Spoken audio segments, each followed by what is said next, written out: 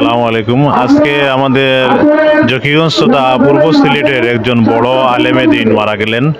বলা যায় আমাদের এই জকিগঞ্জের ইলমি দুনিয়ায় যে কয়েকজন নক্ষত্র ছিলেন, আজকে আমাদের এই আরেকজন নক্ষত্র বিদায় হয়ে গেল। আমাদের এমনিতেই জকিগঞ্জের যারা গুণীজন ছিলেন একে একে সব বিদায় হয়ে যাচ্ছেন। বিশেষ করে শায়খুল হাদিস আল্লামা মুকদ্দস আলী, যিনি প্রায় দীর্ঘ 70 বছর থেকে বুখারী শরীফের দর্শ দেওয়ার বিরল কৃতিত্বের অধিকারী।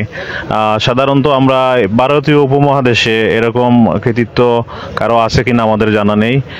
দীর্ঘ 70 বছর থেকে সীমান্ত এলাকায় বসে হাদিসে নববীর দর্শ দিচ্ছেন, সেটা অবশ্যই একটা গৌরবের।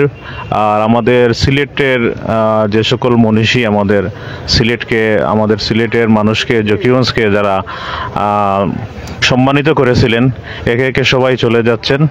আমরা আশা রাখি আল্লাহ রাব্বুল আলামিন তাকে জান্নাতুল ফেরদৌস দান করবেন এবং আরও যে সকল মনীষী এখনও জীবিত আছেন তাদেরকেও আল্লাহ সহি সালামতে সুস্থতার সহিত দীর্ঘ হায়াত দান করেন।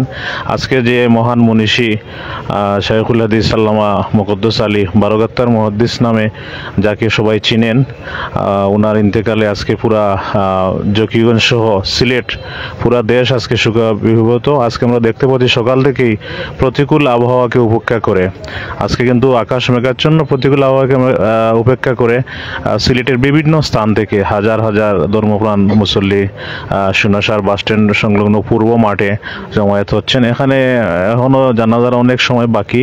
এখন আমরা দেখতে পাচ্ছি যে এখানে হাজার হাজার মানুষ উপস্থিত হয়েছেন, বিভিন্ন স্থান থেকে এসেছেন, সিলেটের বিভিন্ন জায়গা থেকে এসেছেন। সবাই শেষবারের মতো বারোগাত্তার মুহাদ্দিস সাহেব হুজুরকে বিদায় জানাতে এসেছেন।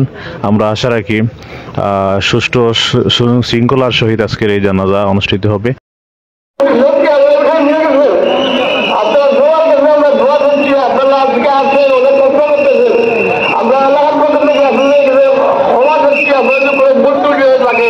আমাদেরকে মাফ করবেন। আর